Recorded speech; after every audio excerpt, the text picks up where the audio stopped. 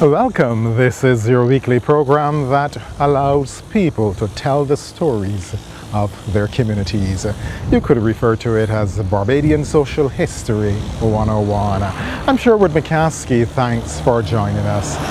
In last week's program, Father Keith Griffith and Valentine Yearwood welcomed us to their childhood community, Pie Corner, and they regaled us with memories of life here and in neighboring communities. Mindful of the importance of sharing and the need to pass on the history of their communities to future generations, the two gentlemen have kindly consented to being with us again this week to continue that discussion.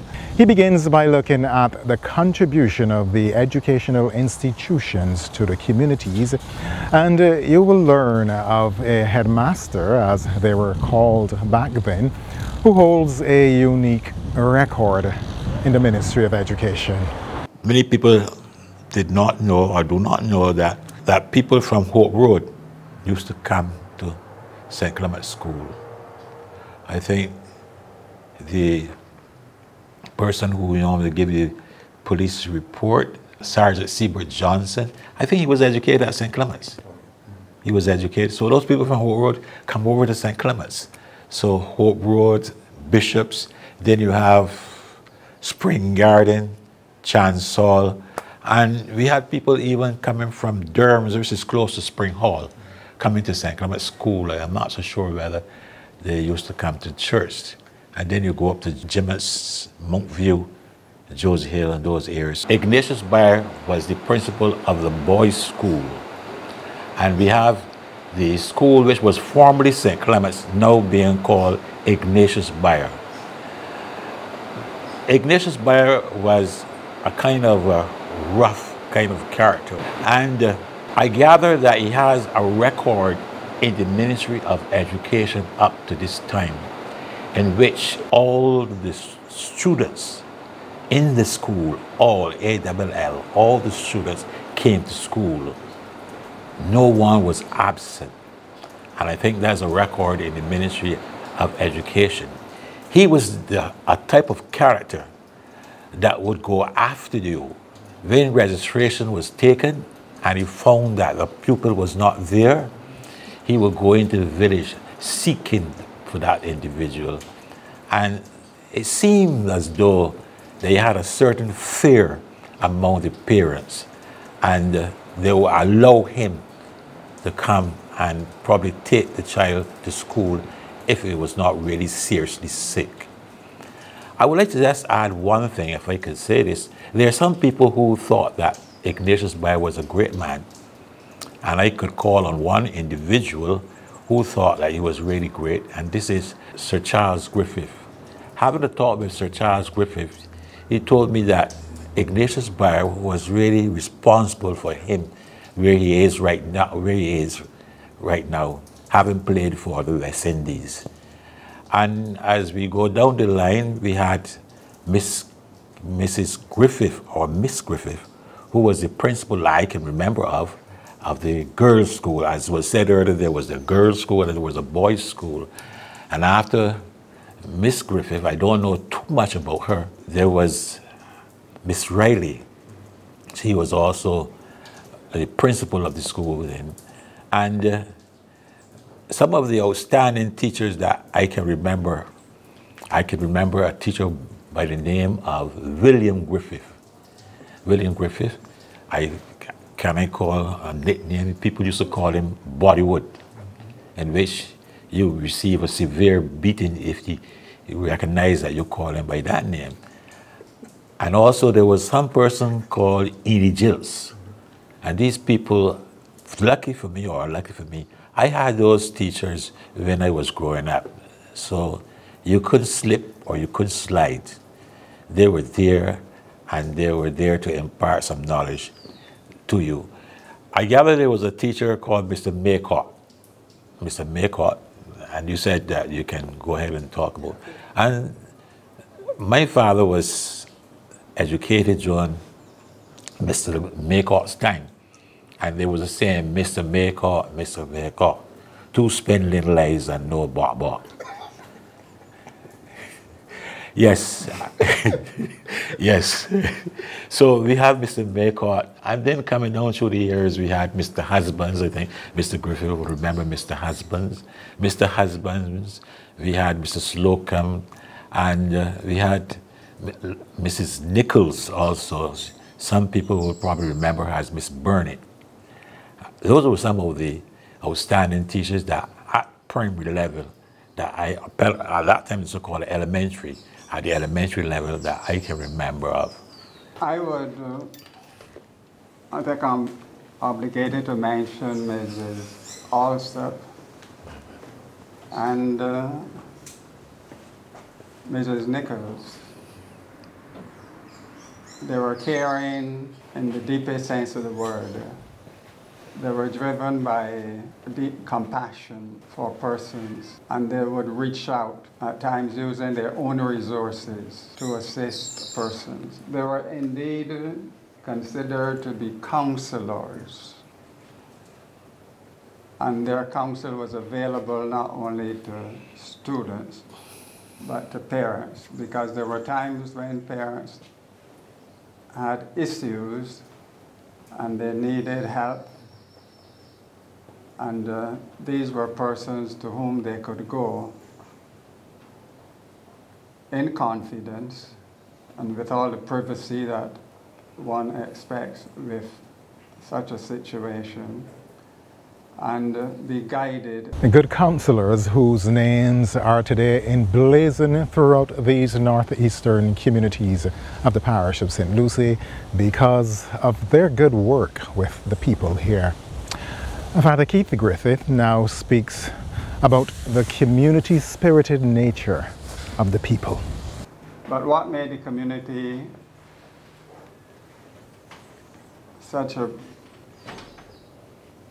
helpful community for growth was the fact that there was a spirit of caring and sharing, a strong neighborly spirit.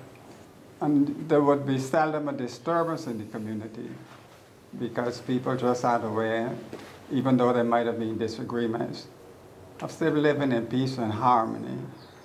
So growing up in the community was really a joy and a delight.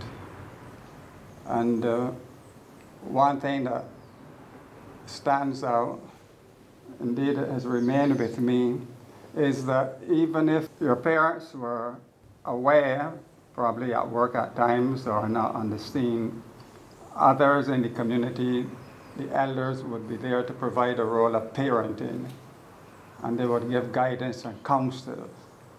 And we were taught to listen to them and respect them just because they were elders and they were worthy of that, especially to young people,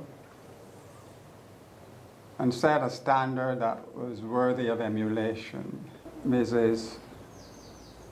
Marita Mahan, she was a midwife, more or less, and in an era in which people were having 5, 6, 7, 8, 9, 10, 11, even 12 children, she would have made contact with a lot of persons. But she was considered to be a person of wisdom.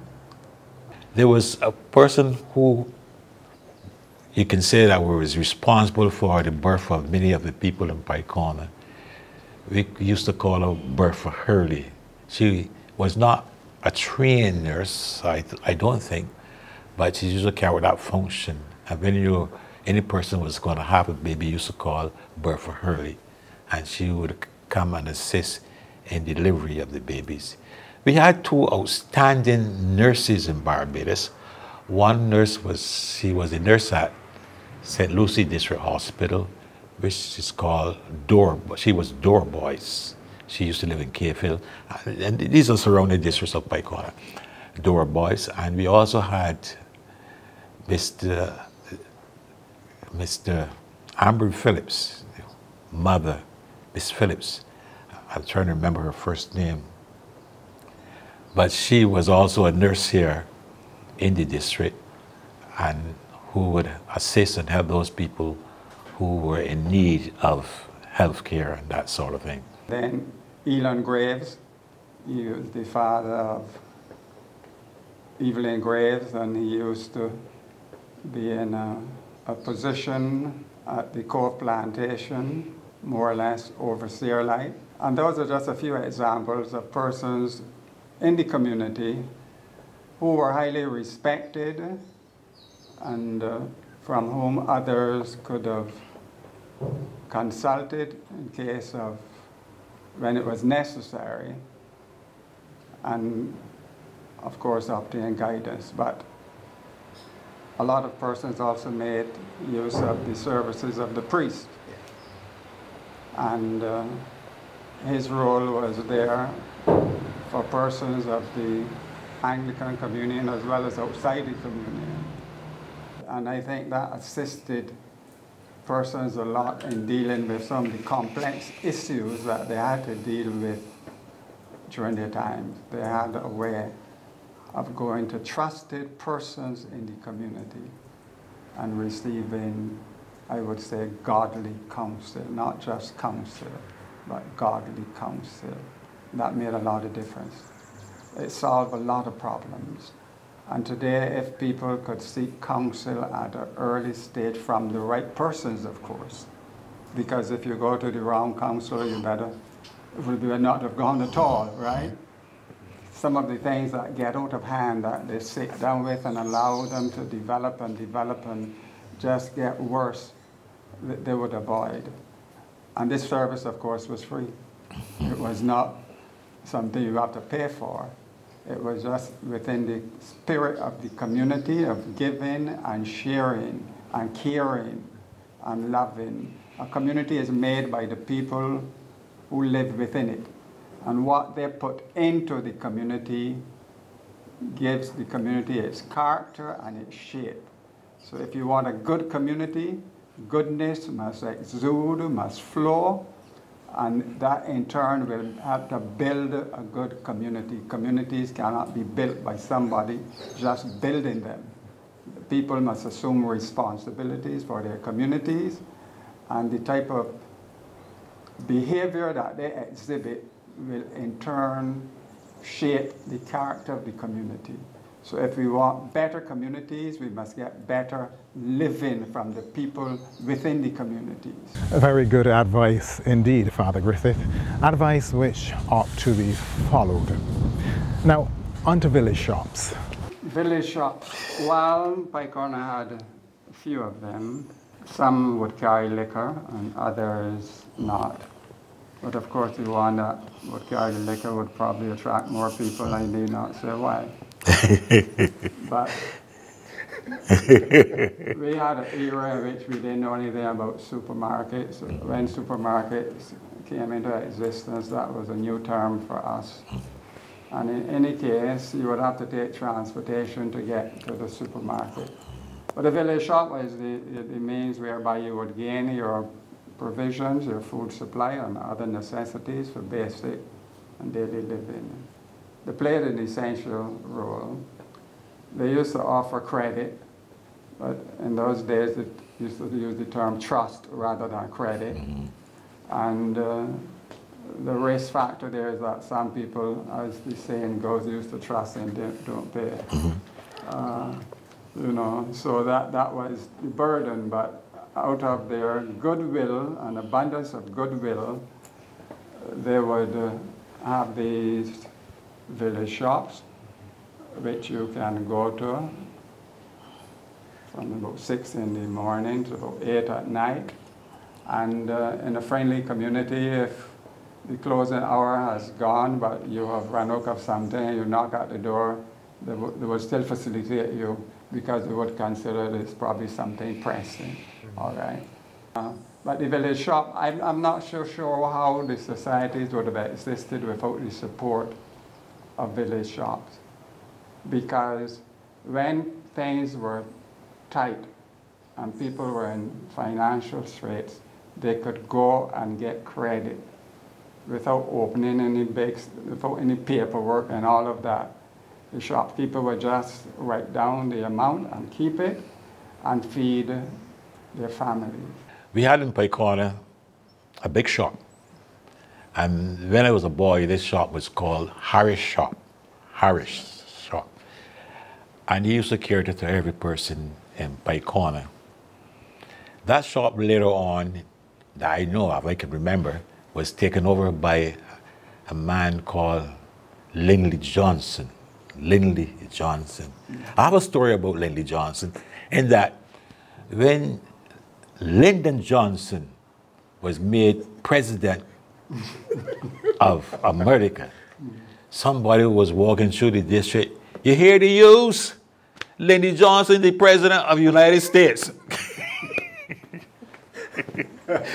So we had Lyndon Johnson, and we had a man by the name, we used to call him Churchill. I suppose he used to call him Churchill because his first name was Winston. So he was Churchill. That was another one. And I suppose you had, but those two were the two major ones that we had in Pike Corner. It beats me to tell you that those people were expert when it comes to weighing. Those people, you had paper bags, and some paper bags were 4-pound bags and 2-pound bags. And they were able to put the goodies inside there, and then take a slip of paper and put it inside there, and just tie it around there like that. And people would go to shops, especially, I think, on weekends, let's say on Friday, and they would load down the basket because they couldn't go out, as was mentioned earlier, and to the supermarket. They would go to the village shop, collect your goods for the week, maybe, and also the truss, and bring them home in these baskets. These baskets were platted with what we in Pike Corner will call cane lily. I think people give it a different name again, penguin or something like that. But we used to call it cane lily, platted with cane lily. Very big basket that they would carry to shop in order to get their goods. And a lot more credit needs to be given and respect to the role that they played in helping us through difficult, because we've been through some difficult and testing times. One time we speak of the hard times, and as I reflect, the role that those village shops played, caring, trustworthy shopkeepers made a difference between food and starvation for some people. Today, when you go to any shop of that kind, you have to pay cash. And the poor man cannot go to any supermarket today and get credit. You go to the supermarket when you have money, but if you have no money, you better keep up with the supermarket. But the village shop was there for you with money or without money. And our young people need to know that was a part of our culture. And the spirit that went with it was humanitarian. So the shopkeeper was not just a business person. There was a humane touch to it. And it made a difference to some children and some persons getting something on their table. They didn't have to go and steal anything to get food to put on their table.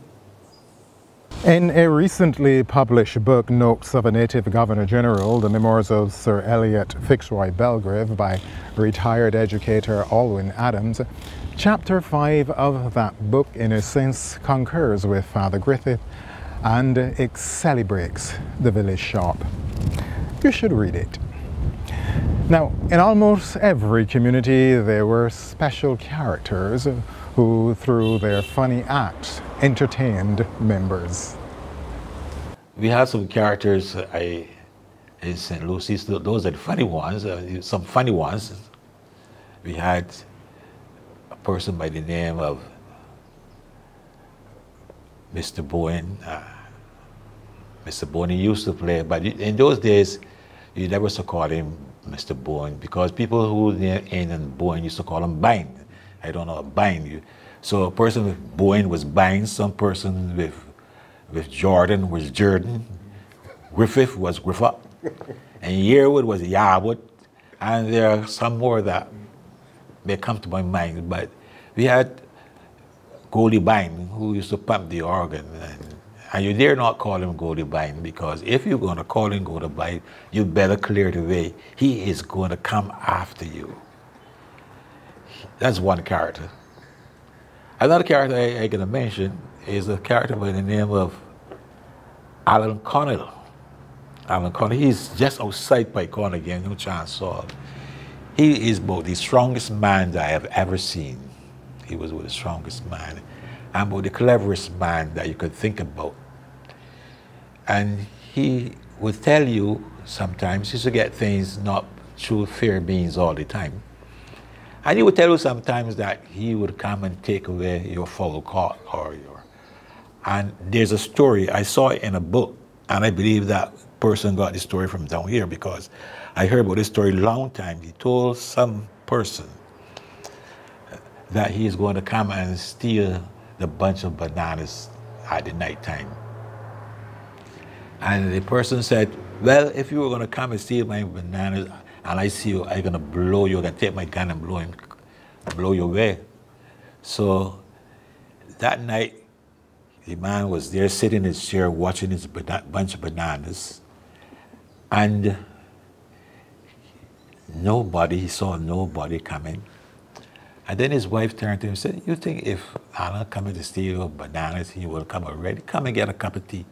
The man decided that he will go inside, get his cup of tea, and come back and sit down and watch the bananas. And when he came back, he just saw this tin of bananas dripping. Alan Connell turned to him and said, whilst you were watching the bananas, I was watching you. And it has now become part of the folklore of this community. Now, some time ago, two authors wrote the book, The Parish Behind God's Back, The Changing of Rural Barbados. Father Griffith places a positive spin on that saying and assures the people of this northern parish that therein lies reason to celebrate. There was a time when people used to say that St Lucie is behind God's back. To be honest, it never perturbed me.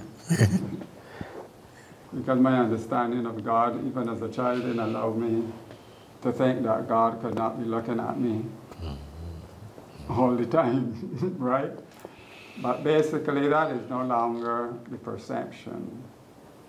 But I think we used to deal with it by saying if we are behind him, we are following him. It's better to be behind than follow than to try to get in front. All right? But that is of yesteryear. Nobody would say that now. And there was a time when perhaps you could identify an accent from someone in St Lucie. That's the truth. Right? That's true. We had that. But socialization and integration is so great these days. I mean, you would grow up in St Lucie, hardly would you go to Bridgetown. My grandmother had to walk to go to Bridgetown. So who can walk to town? You got to plan for it. You get up about 3 o'clock in the morning and you walk. And then you have to leave about 3 o'clock in the afternoon and walk and come. Some people want to come down. So, but now the socialization and integration, there are people from St. Lucie working and St. Philip people, some St. Michael working in St. Lucie, and the integration and this distinct accent is no longer there, but it's a historical fact. You used to pick up a St. Lucie town. You fit in? Yeah. There's a man behind God's back. Why? Just because of distance. And this small country, 21 by 14, people used to consider distance such a big thing that we are so far from here. And in terms of reality, we're not far. And if we are far from them, my position, they're far from us, so what's the problem? So I went to school and I had to tell people, so if I'm far from you, far from me, so what? So what's the issue then? Okay. So we dealt with it, and that matter is no longer there, it's closed. But it is good to raise it because some of the younger children would need to hear about these things. But you used to say we are behind God's back. as though we're treating God as though He's a physical structure and not giving Him the attributes that He should have. So we're behind His back. And He says, Jesus says, follow me, you can't follow in front. Well, thank you very much, gentlemen. Now, speaking about following, I invite you to join us as we make our way from the lowlands of St Lucie to the hills, Josie Hill and its neighboring communities for next week's edition of Mind Community. And yes, this has been Mind Community, stories about Barbadian communities as told by her people.